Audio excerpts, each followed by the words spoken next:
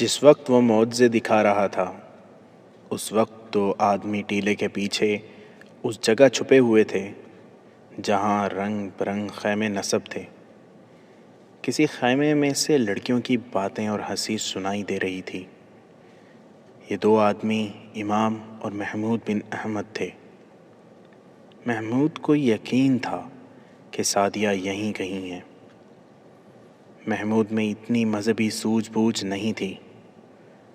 وہ خدا کے اس الچی کے متعلق کوئی رائے قائم کرنے کے قابل نہیں تھا۔ امام نے کہا تھا کہ کوئی انسان مرے ہوئے کو زندہ نہیں کر سکتا۔ اس نے توجہ ہی نہیں دی تھی کہ پراسرار آدمی لوگوں کو کیا کچھ کر کے دکھا رہا ہے۔ اس نے اس سے یہ فائدہ اٹھایا تھا کہ لوگ اس کی کرامات دیکھنے میں مگن ہیں، اس لیے پیچھے جا کر یہ دیکھا جائے کہ اس میں راز کیا ہے۔ اس کی توجہ صرف سعدیہ پر تھی۔ محمود صرف سعدیہ کو ڈھونڈ رہا تھا۔ خیموں کی جگہ اندھیرا تھا۔ صرف 3 خیموں میں روشنی تھی۔ تینوں کے پردے دونوں طرف سے بند تھے۔ وہاں پہرے کا کوئی خاص انتظام نہیں تھا۔ 2-3 مرد کہیں باتیں کر رہے تھے۔ یہ خطرہ صاف نظر آ رہا تھا کہ وہ دونوں کسی کو نظر آ گئے تو وہ زندہ نہیں رہیں گے۔ ٹیلے کی دوسری طرف سے اس کی آواز سنائی دے رہی تھی اور سازوں کا ترنم بھی سنائی دے رہا تھا، لیکن یہ پتہ نہیں چلتا تھا کہ ساز زندے کہاں ہیں۔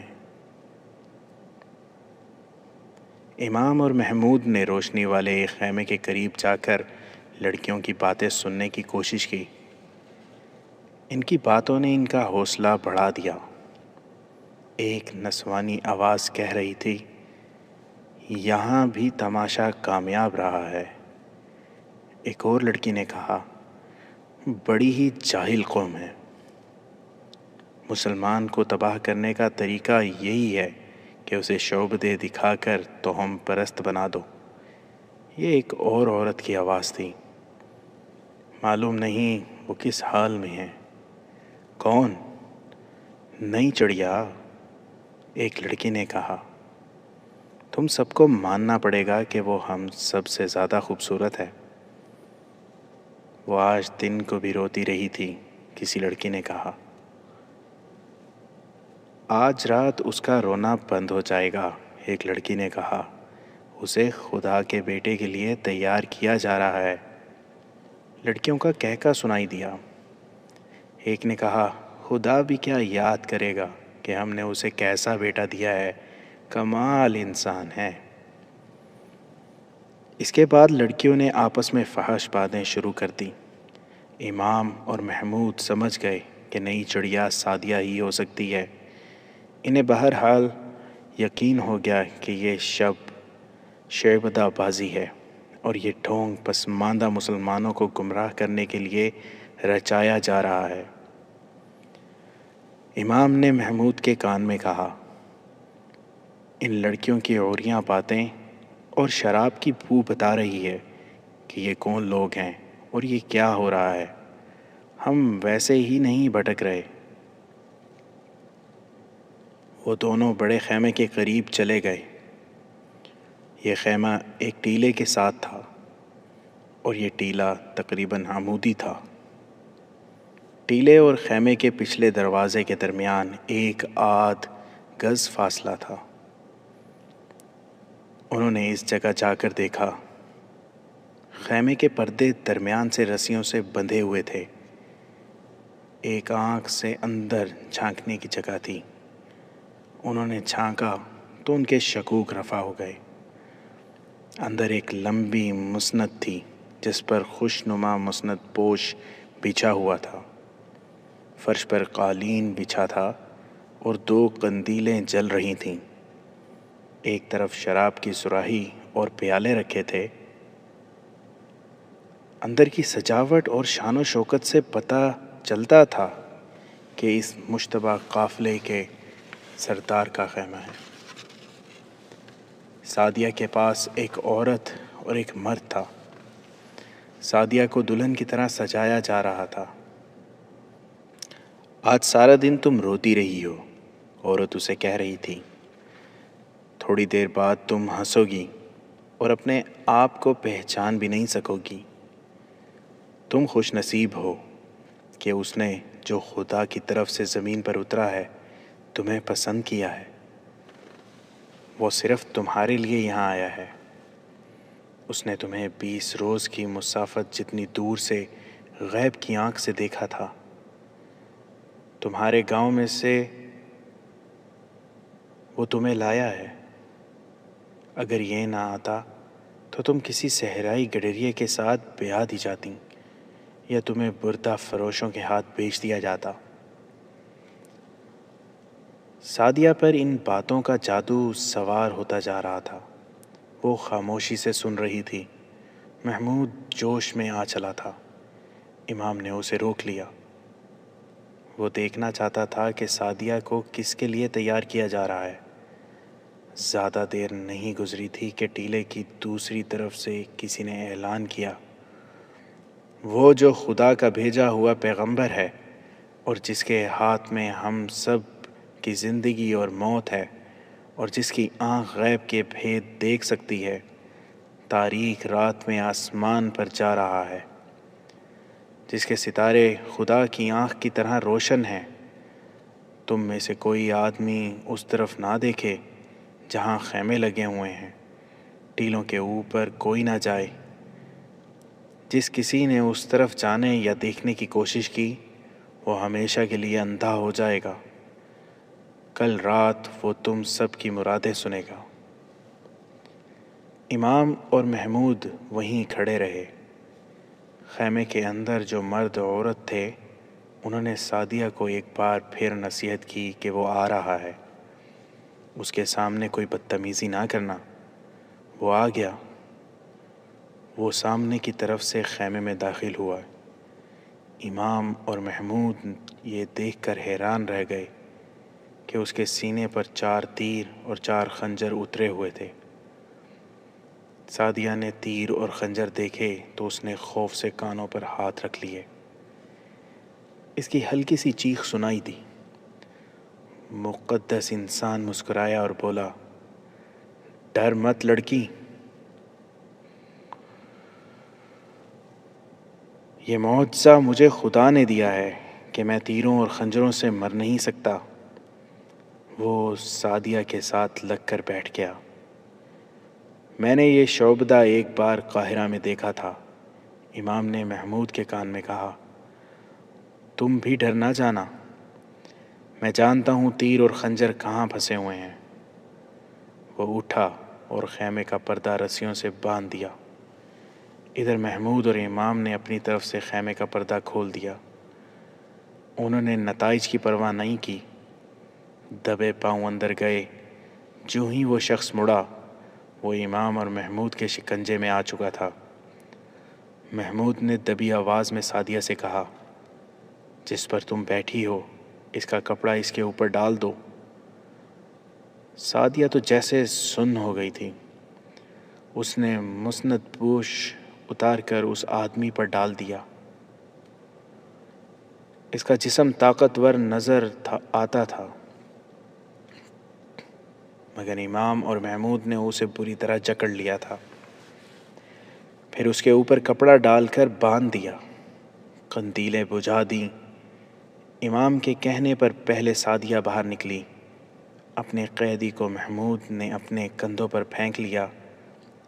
امام ہاتھ میں خنجر لیے آگے آگے چلا۔ وہ سب جس طرف سے خیمے میں داخل ہوئے تھے اسی طرف سے باہر نکل گئے۔ پکڑے جانے کا خطرہ ہر قدم پر تھا، لیکن انہوں نے ایسا راستہ اختیار کیا جو انہیں فوراً خطرے سے باہر لے گیا۔ اندھیرے نے اس کی بہت مدد کی۔ انہیں دور کا چکر کاٹ کر گاؤں میں داخل ہونا پڑا۔ وہ مسجد میں چلے گئے۔ حجرے میں لے جا کر اس شیبدہ باز کو کھولا گیا۔ ابھی تک تیر اور خنجر اس کے سینے میں اترے ہوئے تھے۔ اسے اٹھانے کی وجہ سے وہ ٹیڑھے ہو گئے تھے۔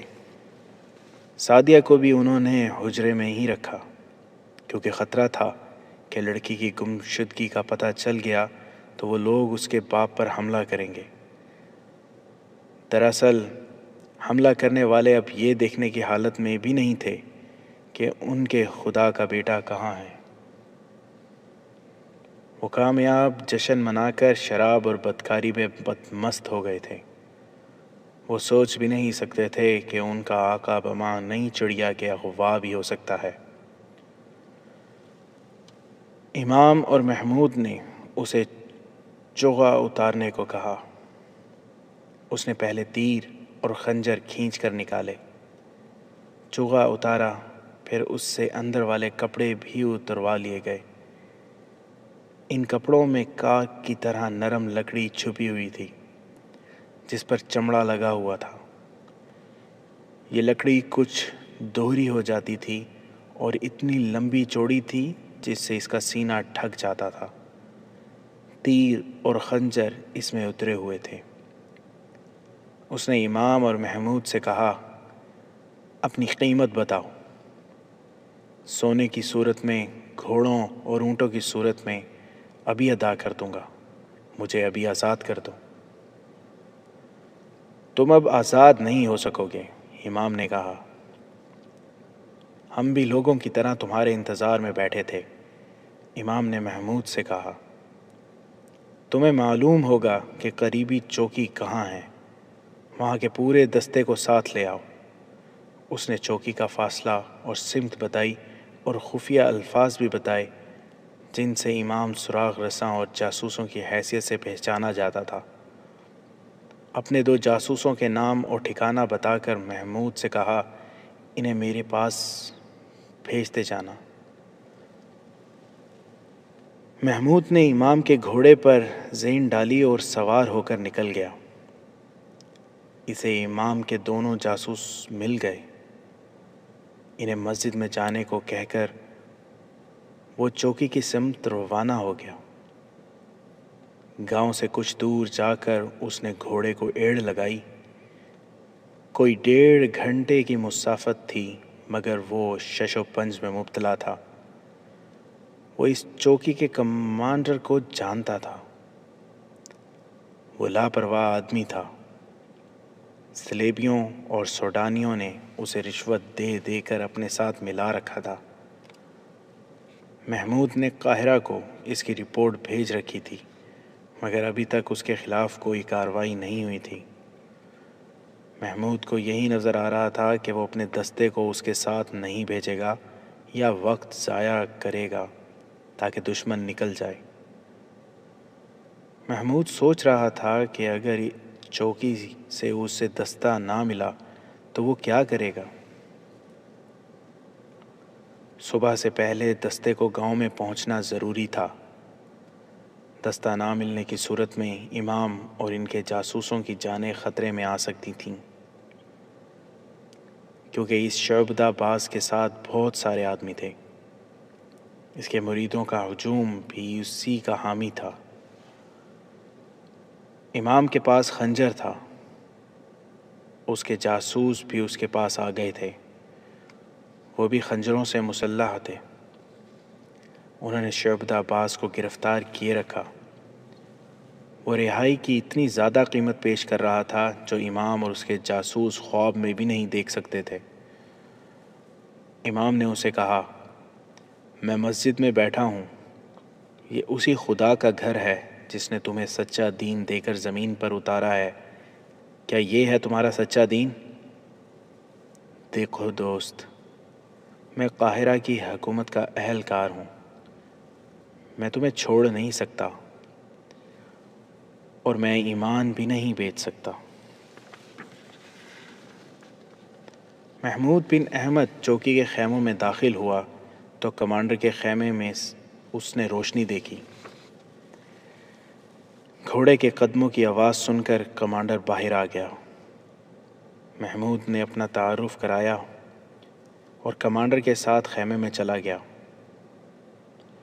محمود کے لیے یہ کمانڈر اجنبی تھا۔ اسے کمانڈر نے بتایا کہ گزشتہ شام پرانے دستے کو یہاں سے بھیج دیا گیا ہے اور یہ دستہ نیا آیا ہے۔ یہ تبدیلی صلاح الدین ایوبی کے حکم سے کی گئی تھی۔ تمام پرانے سرحدی دستوں کو وہاں سے ہٹا کر اس فوج کے دستے بھیج دیے گئے تھے جو سلطان ایوبی کے ساتھ محاذ سے آئی تھی۔ محمود نے کمانڈر کو تفصیل سے بتایا کہ انہوں نے بہت بڑا شکار پکڑا ہے اور اس کے تمام گروہ کو پکڑنے کے لیے چوکی کے پورے دستے کی فوری طور پر ضرورت ہے تاکہ ان لوگوں کو رات ہی رات میں گھیرے میں لے لیا جائے۔ کمانڈر نے فوراً پورے دستے کو، جس کی تعداد 50 سے زیادہ تھی، گھوڑوں پر سوار ہونے کا حکم دیا۔ ان کے پاس برچیاں اور تلواریں تھیں اور ان میں تیر انداز بھی تھے۔ 8-10 سپاہیوں کو چوکی پر چھوڑ دیا گیا۔ یہ دستہ کرک کے محاصرے سے آیا تھا۔ جذبہ قائم تھا۔ کمانڈر نے سرپٹ گھوڑے دوڑا دیے۔ محمود رہنمائی کر رہا تھا۔ منزل کے قریب جا کر گھوڑوں کی رفتار سست کر دی گئی تاکہ مجرموں کو خبر نہ ہونے پائے۔ مجرم خبر ہونے کی حالت میں نہیں تھے۔ شراب اور نیند نے انہیں بے ہوش کر رکھا تھا۔ کمانڈر نے محمود کی رہنمائی میں گھیرا مکمل کر لیا اور کارروائی صبح تک ملتوی رکھی۔ محمود نے امام کو اطلاع دے دی کہ دستہ آ گیا ہے۔ سعدیہ ابھی امام کے حجرے میں ہی تھی۔ امام نے ایک جاسوس بھیج کر سعدیہ کے باپ کو بھی بلا لیا۔ جو معتقد، مرید اور زائرین بڑی دور دور سے اس کی زیارت کو آئے تھے، وہ رات کے معجزے دیکھ کر کھلے آسمان تلے سو گئے تھے۔ ان کے مقدس انسان نے انہیں کہا تھا کہ اگلی رات وہ ان کی مرادیں سنے گا۔ یہ ہجوم صبح اس وقت جاگ اٹھا جب اجالا ابھی دھندلا تھا۔ اس دھندلے میں انہیں بہت سے گھوڑے نظر آئے۔ ان پر سوار جو تھے وہ فوجی تھے۔ لوگ کچھ بھی سمجھ نہ سکے۔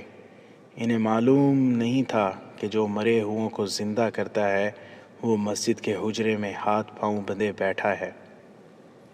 وہ اب مسلمانوں کے سچے خدا کی گرفت میں آ چکا تھا۔ دستے کا کمانڈر دمشق کا رہنے والا رشد بن مسلم، جس کا عہدہ معمولی تھا لیکن سرحد پر آ کر اس نے اپنے دستے سے کہا تھا، ساری سلطنت صرف تمہارے بھروسے پر سوتی ہے۔ صلاح الدین ایوبی ہر وقت تمہارے ساتھ ہے۔ اگر وہ تمہیں نظر نہیں آتا تو اسے میری آنکھوں میں دیکھ لو۔ ہم سب صلاح الدین ایوبی ہیں، مگر کسی نے یہاں پرانے دستے کے آدمیوں کی طرح ایمان فروخت کیا تو میں اس کے پاؤں باندھ کر ریگستان میں زندہ پھینک دوں گا۔ میں اس سزا کا حکم قاہرہ سے نہیں لوں گا، میں خدا سے حکم لیا کرتا ہوں۔ رشد بن مسلم نے صبح کے وقت دیکھا کہ خیموں کے اندر کوئی حرکت نہیں تھی۔ اندر والے اتنی جلدی اٹھنے والے نہیں تھے۔ رشد نے لوگوں سے کہا کہ وہ دور پیچھے ہٹ جائیں اور وہیں موجود رہیں۔ انہیں مقدس انسان قریب سے دکھایا جائے گا۔ لوگوں کو دور ہٹا کر رشد نے 3-4 سوار مختلف ٹیلوں کے اوپر کھڑے کر دیے تاکہ مجرموں میں سے کوئی بھاگنے کی کوشش نہ کرے۔ باقی سواروں کو اس نے گھوڑوں سے اتار کر چاروں طرف سے پیدل اندر جانے کو کہا اور حکم دیا کہ کوئی مزاحمت کرے تو اسے فوراً ہلاک کر دو، کوئی بھاگے تو اسے تیر مار دو۔ وہاں بھاگنے کا سوال ہی پیدا نہیں ہوتا تھا۔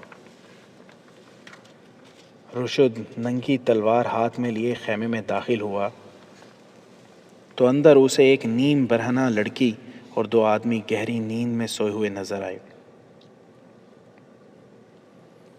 اس نے تلوار کی نوک چبھو کر تینوں کو جگایا۔ جاگنے کی بجائے انہوں نے جگانے والے کو گالیاں دیں اور کروٹ بدل کر سوئے رہے۔ تلوار کی نوک اب کہ ان کی کھال میں اتر گئی۔ تینوں ہڑبڑا کر اٹھے، انہیں باہر نکال لیا گیا۔ دوسرے خیموں میں بھی جو لڑکیاں اور مرد ملے وہ اسی حالت میں تھے۔ خیموں میں بے شمار سامان تھا۔ ایک خیمے میں بہت سے ساز پڑے تھے۔ سب کو باہر لے جا کر ان پر پہرا کھڑا کر دیا گیا۔ ان کے اونٹوں اور تمام تر سامان پر قبضہ کر لیا گیا۔ امام رشد بن مسلم کے ساتھ تھا۔ وہ اس آدمی کو اپنے حجرے میں سے لے آیا جو اپنے آپ کو خدا کے بیٹے کا بیٹا کہتا تھا۔ اس کے ہاتھ پیٹھ پیچھے بندھے ہوئے تھے۔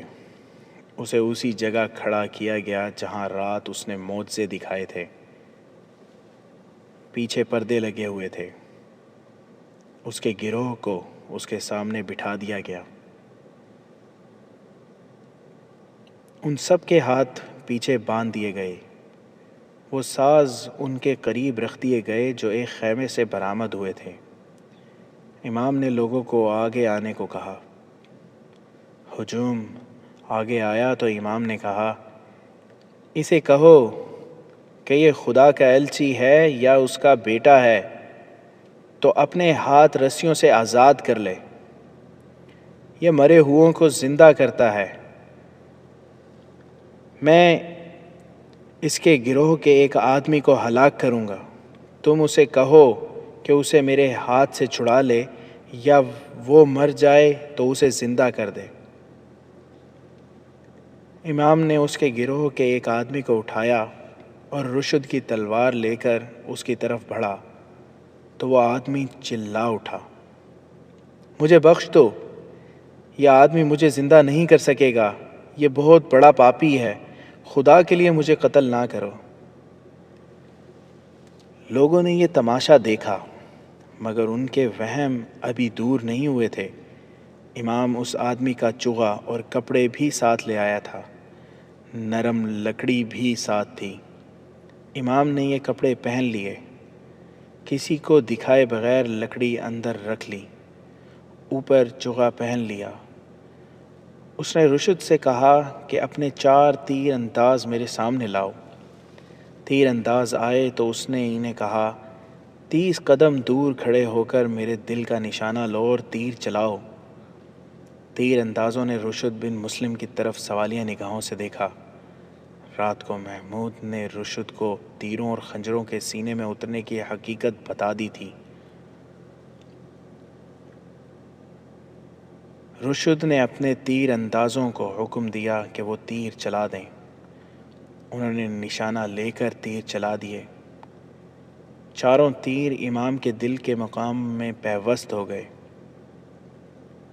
امام نے کہا، اب آگے آ کر میرے سینے پر 4 خنجر پوری طاقت سے پھینکو۔ خنجر پھینکے گئے جو امام کے سینے میں جا کر اٹک گئے۔ امام نے تیر اندازوں سے کہا، ایک ایک تیر اور کمانوں میں ڈالو۔ اس نے مقدس انسان کو ذرا آگے لیا اور لوگوں سے مخاطب ہو کر کہا، یہ شخص اپنے آپ کو لافانی کہتا ہے، میں تمہیں دکھاتا ہوں کہ اصل میں کیا ہے۔ اس نے تیر اندازوں سے کہا، اس کے دل کا نشانہ لے کر تیر چلاؤ۔ جو ہی کمانیں اوپر اٹھیں وہ آدمی دوڑ کر امام کے پیچھے ہو گیا۔ وہ موت کے ڈر سے تھر تھر کانپ رہا تھا اور بھکاریوں کی طرح جان کی بخشش مانگ رہا تھا۔ امام نے اسے کہا، آگے آؤ اور لوگوں کو بتاؤ کہ تم صلیبیوں کے بھیجے ہوئے تخریب کار ہو اور تم شعبدہ باز ہو۔ امام نے تلوار کی نوک اس کے پہلو سے لگا دی۔ لوگو، اس آدمی نے آگے جا کر بلند آواز سے کہا،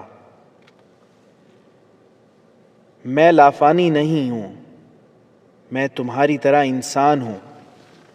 مجھے صلیبیوں نے بھیجا ہے کہ تمہارا ایمان خراب کروں، اس کی مجھے اجرت ملتی ہے۔ اور شمعون کی بیٹی سعدیہ کو اسی نے اغوا کرایا تھا۔ امام نے کہا، ہم نے لڑکی رہا کرا لی ہے۔ امام نے چغا اتارا، اندر کے کپڑے اتارے، لکڑی الگ کی اور رشد کے ایک سپاہی کے ہاتھ میں دے کر کہا کہ یہ تمام مجمع میں گھما لاؤ۔ امام نے لوگوں سے کہا کہ تیر اور خنجر اس لکڑی میں لگتے تھے۔ تم لوگوں نے یہ بھید دیکھ لیا تو انہیں آگے بلا کر کہا گیا کہ ہر جگہ گھومو اور ہر ایک چیز دیکھو۔ لوگ ڈرتے ہوئے ہر جگہ پھیل گئے۔ پردوں کے پیچھے ایک غار بنایا گیا تھا، وہاں رات کو سازندے بیٹھ کر ساز بجاتے تھے۔ لوگ خیموں میں گئے تو وہاں شراب کی بدبو پھیلی ہوئی تھی۔ لوگ ہر جگہ گھوم پھر چکے تھے تو انہیں ایک جگہ بٹھا کر بتایا گیا کہ یہ سب ڈھونگ کیا تھا۔ امام نے معلوم کر لیا تھا کہ جسے اس نے رات کو زندہ کیا تھا وہ کون ہے۔ وہ اسی کے گروہ کا ایک آدمی تھا جو رسیوں میں بندھا ہوا قیدیوں میں بیٹھا تھا۔ اسے لوگوں کے سامنے کھڑا کیا گیا۔ ایک اور آدمی لوگوں کو دکھایا گیا جو رات کو بوڑھے کا بہروپ دھار کر اس آدمی کا باپ بنا ہوا تھا۔ 4 تیر انداز بھی سامنے آ گئے جنہوں نے رات تیر چلائے تھے، وہ بھی اسی گروہ کے آدمی تھے۔ غرض تمام تر ڈھونگ لوگوں کو دکھایا گیا۔ اسلام کے بیٹو غور سے سنو، امام نے لوگوں سے کہا، یہ سب صلیب کے پجاری ہیں اور تمہارا ایمان خراب کرنے آئے ہیں۔ تم جانتے ہو کہ کوئی انسان کسی انسان کو زندہ نہیں کر سکتا، خود خدا کسی مرے ہوئے کو زندہ نہیں کرتا، کیونکہ خدائے ذوالجلال اپنے بنائے ہوئے قانون کا پابند ہے۔ اس کی ذات واحد لا شریک ہے، اس کا کوئی بیٹا نہیں۔ یہ صلیبی اسلام کی آواز کو دبانے کے لیے ہتھ کنڈے استعمال کر رہے ہیں۔ یہ باطل کے پجاری تمہارے ایمان اور جذبے سے اور تمہاری تلوار سے ڈرتے ہیں، تمہارا مقابلہ میدان میں نہیں کر سکتے، اس لیے دلکش طریقے اختیار کر کے تمہارے دلوں میں وہم اور وسوسے ڈال رہے ہیں تاکہ تم اسلام کے تحفظ کے لیے صلیب کے خلاف تلوار نہ اٹھاؤ۔ اسی مصر میں فرعون نے اپنے آپ کو خدا کہا تھا۔ حضرت موسیٰ علیہ السلام نے اس کے خدائی کو دریائے نیل میں ڈبو دیا تھا۔ اپنی عظمت کو پہچانو میرے دوستو، اپنے دشمن کو بھی اچھی طرح پہچان لو۔ لوگ جو سب کے سب مسلمان تھے مشتعل ہو گئے۔ وہ چونکہ پسماندہ اور علم سے بے بہرہ تھے اس لیے انتہا پسند تھے۔ انہوں نے گناہ گار انسان کی شعبدہ بازی دیکھ کر اسے خدا کا بیٹا تسلیم کر لیا، اور جب اس کے خلاف باتیں سنی تو ایسے مشتعل ہو گئے کہ غیظ و غضب سے نعرے لگاتے اس آدمی پر اور اس کے گروہ پر ٹوٹ پڑے۔ امام ان مجرموں کو زندہ قاہرہ لے جانا چاہتا تھا، لیکن اتنے بڑے ہجوم سے انہیں زندہ نکالنا ناممکن ہو گیا۔ رشد نے تشدد سے ہجوم پر قابو پانے کا مشورہ دیا جو امام نے تسلیم نہیں کیا۔ اس نے کہا کہ تمہاری تلواروں سے یہ سیدھے سادے مسلمان کٹ جائیں گے، انہیں اپنے ہاتھوں ان لوگوں کو ہلاک کرنے دو تاکہ انہیں یقین ہو جائے کہ جس نے خدا کا ایلچی اور بیٹا ہونے کا دعویٰ کیا ہے وہ ایک گناہ گار انسان ہے جسے کوئی بھی انسان قتل کر سکتا ہے۔ امام رشد بن مسلم اور محمود ایک طرف گئے۔ رشد نے ایک ٹیلے پر جا کر اپنے سپاہیوں کو للکارا اور کہا، تم جہاں ہو وہیں رہو، ان لوگوں کو مت روکو۔ تھوڑی ہی دیر بعد وہاں امام محمود، رشد بن مسلم اور اس کے دستے کے سپاہی رہ گئے۔ تمام ہجوم غائب ہو چکا تھا۔ رات جہاں شعبدے دکھائے گئے تھے وہاں شعبدہ باز اور اس کے گروہ کی لاشیں پڑی تھیں۔ لڑکیوں کو بھی قتل کر دیا گیا تھا، کوئی لاش پہچانی نہیں جاتی تھی۔ سب ٹیمہ ہو چکی تھیں۔ لوگ خیمے، پردے اور تمام تر سامان لوٹ کر لے گئے تھے۔ مجرم گروہ کے اونٹ بھی لوگ کھول کر لے گئے اور رشد کے دستے کے 9 گھوڑے بھی لاپتہ ہو گئے۔ ان کے سوار پیادہ تھے اور گھوڑوں سے دور تھے۔ لوگوں کو معلوم نہیں تھا کہ یہ اپنی فوج کے گھوڑے ہیں۔ یوں لگتا تھا جیسے آندھی آئی ہو اور سب کو اپنے ساتھ اڑا لے گئی ہو۔ ہمیں اب قاہرہ چلنا پڑے گا، امام نے رشد اور محمود سے کہا۔ یہ واقعہ حکومت کے سامنے رکھنا ہوگا۔ ان چند ہی دنوں میں صلاح الدین ایوبی نے جو احکام نافذ کیے اور جو اقدام کیے وہ انقلابی تھے، اتنے انقلابی کہ اس کے قریبی دوست اور مرید بھی چونک اٹھے۔ اس نے سب سے پہلے ان افسروں کے گھروں پر چھاپے مروائے اور تلاشی لی جو علی بن سفیان اور غیاث بلبیس کی مشتبہ فہرست میں تھے۔ ان میں 2-3 مرکزی کمان کے اعلیٰ حکام تھے۔ ان کے گھروں سے زر و جواہرات، دولت اور بڑی خوبصورت غیر ملکی لڑکیاں برآمد ہوئیں۔ بعض کے گھروں میں ایسے ملازم تھے جو سوڈان کے تجربہ کار جاسوس تھے، اور بھی کئی ایک ثبوت مل گئے۔ ان سب کو سلطان صلاح الدین ایوبی نے عہدے اور رتبے کا لحاظ کیے بغیر غیر معین مدت کے لیے قید خانے میں ڈال دیا اور حکم دیا کہ ان کے ساتھ اخلاقی مجرموں جیسا سلوک کیا جائے۔ اس اقدام سے اس کی مرکزی کمان اور مجلس سے مشاورت کی چند ایک اہم آسامیاں خالی ہو گئیں۔ اس نے ذرا بھر پرواہ نہ کی۔ سلطان ایوبی نے دوسرا حملہ اس گروہ پر کیا جو اپنے آپ کو مذہب کا اجارہ دار بنائے ہوئے تھا۔ سلطان ایوبی کو مشیروں نے خلوص نیت سے مشورہ دیا کہ مذہب ایک نازک معاملہ ہے۔ لوگ مسجدوں کے اماموں کے مرید ہیں، رائے عامہ خلاف ہو جائے گی۔ سلطان ایوبی نے پوچھا، ان میں کتنے ہیں جو مذہب کی روح کو سمجھتے ہیں؟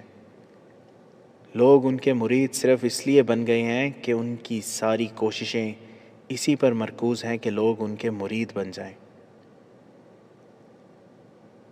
میں جانتا ہوں کہ یہ امام اپنی عظمت قائم کرنے کے لیے لوگوں کو اصل مذہب سے بے بہرا رکھتے ہیں۔ قوم کی بہترین درسگاہ مسجد ہے۔ مسجد کی 4 دیواری میں بٹھا کر کسی کے کان میں ڈالی ہوئی کوئی بات روح تک اتر جاتی ہے۔ یہ مسجد کے تقدس کا اثر ہے، مگر یہاں مسجد کا استعمال غلط ہو رہا ہے۔ مسجدوں میں امام، پیر اور مرشد بنتے جا رہے ہیں۔ اگر میں نے مسجدوں میں باعمل عالم نہ رکھے تو کچھ عرصے میں لوگ اماموں، پیروں اور مرشدوں کے پرستش کرنے لگیں گے۔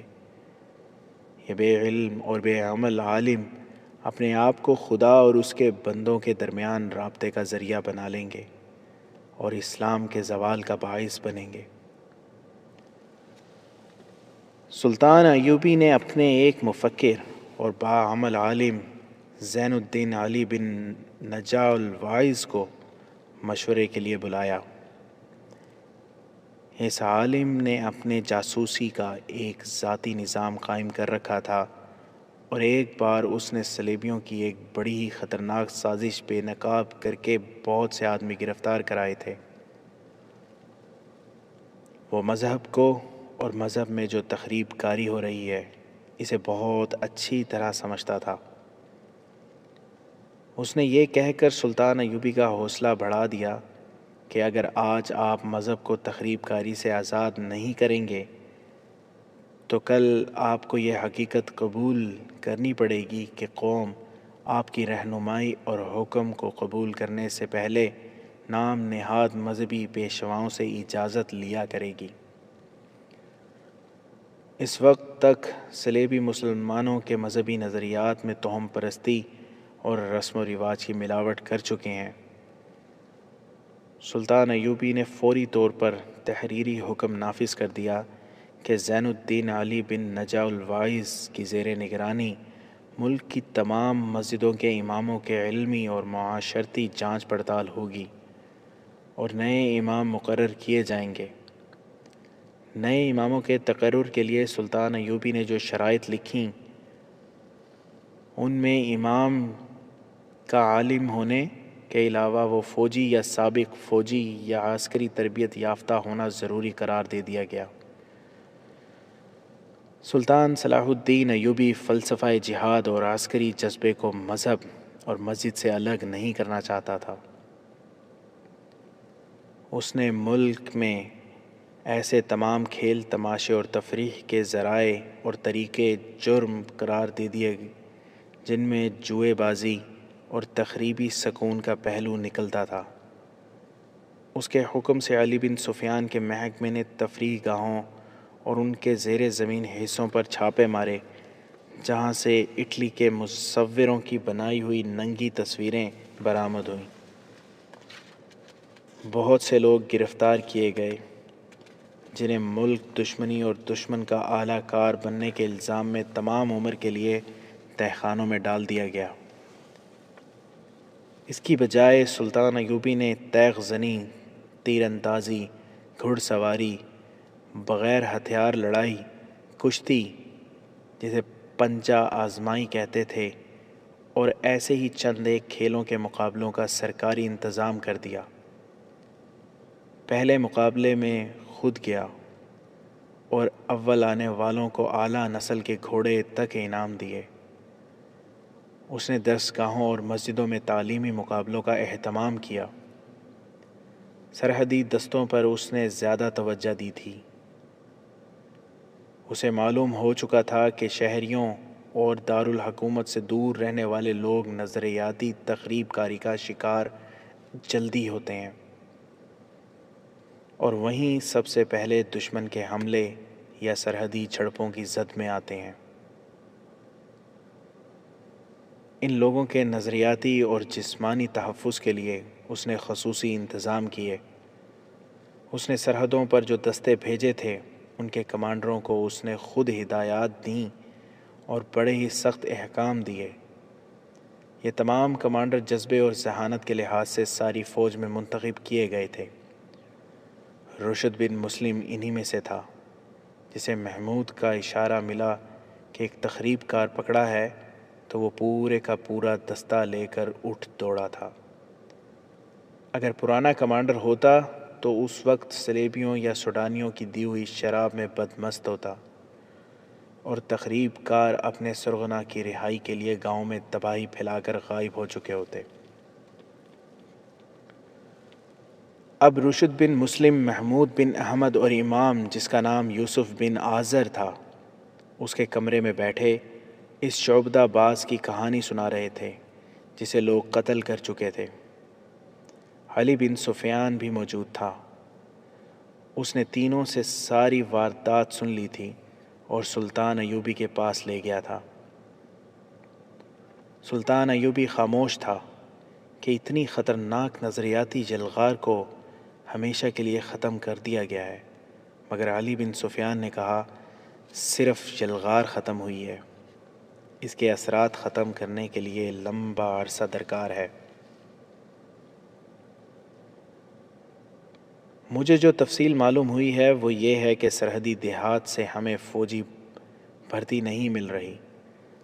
سرحد کے ساتھ ساتھ رہنے والے لوگ سوڈانیوں کے دوست بن گئے ہیں۔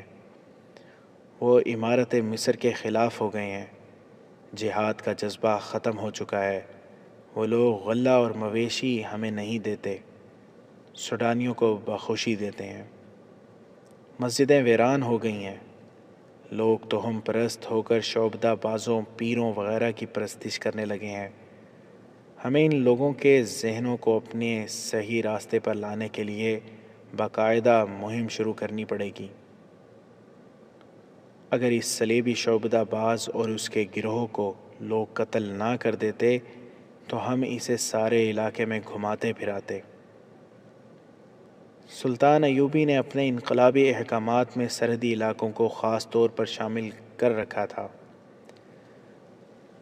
اب اس نے اس طرف اور زیادہ توجہ دینے کا فیصلہ کیا۔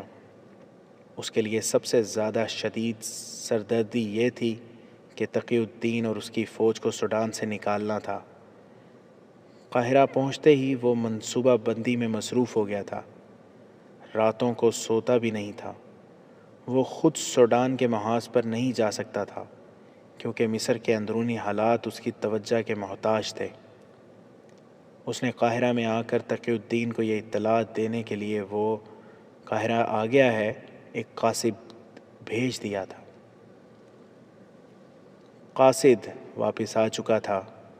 اس نے بتایا تھا کہ تقی الدین کا جانی نقصان خاصا ہو چکا ہے اور کچھ نفری دشمن کے چھانسے میں آ کر یا جنگ کی صورتحال سے گھبرا کر ادھر ادھر بھاگ گئی ہے۔ قاصد نے بتایا کہ تقی الدین اپنی باقی مادہ فوج کو یکجا کرنے میں کامیاب ہو گیا ہے، مگر دشمن اس کے سر پر موجود رہتا ہے۔ تقی الدین کو جوابی حملہ کرنے کا موقع نہیں مل رہا۔ اسے اتنی سی مدد کی ضرورت ہے کہ دشمن پر حملہ کرنے کے لیے چند دستے مل جائیں تاکہ وہ اپنی فوج کو واپس لا سکے۔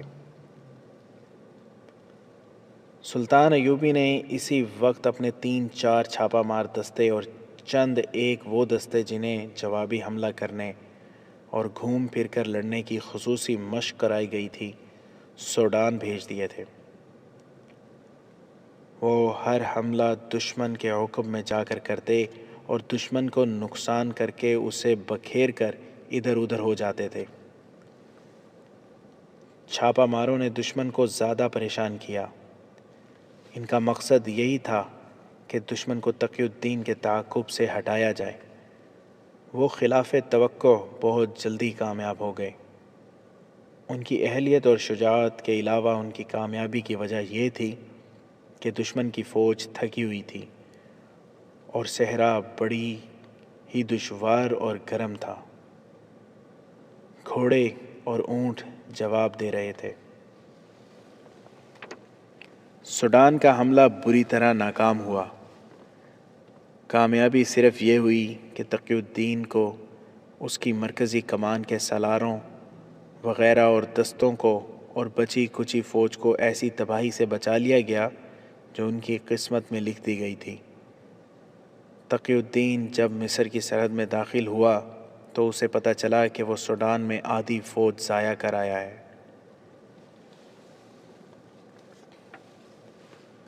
ادھر کرک جل رہا تھا۔ نور الدین زنگی کے کاریگروں نے ضرورت کے مطابق دور مار منجنیقیں بنا لی تھیں جن سے قلعے کے اندر پتھر کم اور آگ زیادہ پھینکی جا رہی تھی۔ صلاح الدین ایوبی اندر کے چند ایک ہدف بتا آیا تھا۔ ان میں رسد کا ذخیرہ بھی تھا۔ آگ کے پہلے گولے قلعے کی اس طرف پھینکے گئے جس طرف سے رسد کا ذخیرہ قریب تھا۔ خوش قسمتی سے گولے ٹھکانے پر گئے۔ اندر سے شعلے جو اٹھے انہوں نے زنگی کی فوج کا حوصلہ بڑھا دیا۔ مسلمانوں نے دور مار تیر و کمان بھی تیار کر لیے تھے۔ انہیں استعمال کرنے کے لیے غیر معمولی طور پر طاقتور سپاہی استعمال کیے جا رہے تھے، لیکن 8-10 تیر پھینک کر سپاہی بے حال ہو جاتا تھا۔ زنگی نے ایک اور دلیرانہ کارروائی کی۔ اس نے نہایت دلیر سپاہی چن لیے اور انہیں حکم دیا کہ قلعے کے دروازے پر ٹوٹ پڑیں۔ انہیں دروازہ توڑنے کے موزوں اوزار دیے گئے۔ جانبازوں کا یہ دستہ دروازے کی طرف دوڑا تو اوپر سے صلیبیوں نے تیروں کا مینہ برسا دیا۔ کئی جانباز شہید اور زخمی ہو گئے۔ زنگی نے دور مار تیر اندازوں کو وہاں اکٹھا کیا اور عام تیر اندازوں کا بھی ایک ہجوم بلا لیا۔ ان سب کو مختلف زاویوں پر مورچہ بند کر کے دروازے کے اوپر والے دیوار کے حصے پر مسلسل تیر پھینکنے کا حکم دیا۔ حکم کی تعمیل شروع ہوئی تو انہیں تیر برسنے لگے جن کے پیچھے دیوار کا بالائی حصہ نظر نہیں آتا تھا۔ جانبازوں کی ایک اور جماعت دروازے کی طرف دوڑی۔ زنگی نے تیروں کی بارش اور تیز کر دی۔ دیوار پر للکار سنائی دی۔ ذرا دیر بعد دیوار پر لکڑیوں سے بندھے ہوئے ڈرم نظر آئے۔ یہ جلتی لکڑیوں اور کوئلوں سے بھرے ہوئے تھے۔ جو ہی انہیں باہر کو انڈیلنے والوں کے سر نظر آئے، وہ سر تینوں کا نشانہ بن گئے۔ ایک دو ڈرم باہر کو گرے، باقی دیوار پر ہی الٹے۔ وہاں سے شعلے اٹھے جن سے پتہ چلتا تھا کہ آگ پھینکنے والے اپنی ہی آگ میں جل رہے ہیں۔ زنگی کے کسی کمانڈر نے زنگی کے حملے کا یہ طریقہ دیکھ لیا۔ وہ گھوڑا سر پر دوڑا کر قلعے کے پچھلے دروازے کی طرف چلا گیا اور وہاں کے کمانڈر کو بتایا کہ سامنے والے دروازے پر کیا ہو رہا ہے۔ ان دونوں کمانڈروں نے وہی طریقہ پچھلے دروازے پر آزمانا شروع کر دیا۔ پہلے حملے میں مجاہدین کا جانی نقصان زیادہ ہوا، لیکن چوں چوں مجاہدین گرتے تھے، ان کے ساتھی قہر بن کر دروازے کی طرف دوڑتے تھے۔ تیر اندازوں نے صلیبیوں کو اوپر سے آگ نہ پھینکنے دی۔ زنگی نے حکم دیا کہ منجنیقی قلعے کے اندر آگ پھینکیں۔ زنگی کی فوج نے دونوں دروازوں پر دلیرانہ حملے دیکھے تو فوج کسی کے حکم کے بغیر دو حصوں میں بٹ گئی۔ ایک حصہ قلعے کے سامنے چلا گیا اور دوسرا عقبی دروازے کی طرف۔ دونوں طرف دیوار پر تیروں کی ایسی بارش برسائی گئی کہ اوپر کی مزاحمت ختم ہو گئی۔ دونوں دروازے توڑ لیے گئے۔ زنگی کی فوج اندر چلی گئی۔ شہر میں خون ریز جنگ ہوئی۔ وہاں کے باشندوں میں بھگدڑ مچ گئی۔ اس بھگدڑ سے فائدہ اٹھاتے ہوئے صلیبی حکمران اور کمانڈر قلعے سے نکل گئے۔ شام تک صلیبی فوج نے ہتھیار ڈال دیے۔ زنگی نے قیدی مسلمانوں کو کھلے اور بندکیوں خانوں سے نکالا اور پھر صلیبی حکمرانوں کو سارے شہر میں تلاش کیا، مگر کوئی ایک بھی نہ ملا۔